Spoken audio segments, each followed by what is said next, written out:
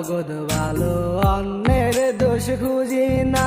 ভালো থাকলে এখন মানুষ ভালো চোখে দেখে না। নিজে ভালো জগৎ ভালো, অন্যের দোষ খুঁজি না। ভালো থাকলে এখন মানুষ ভালো চোখে দেখে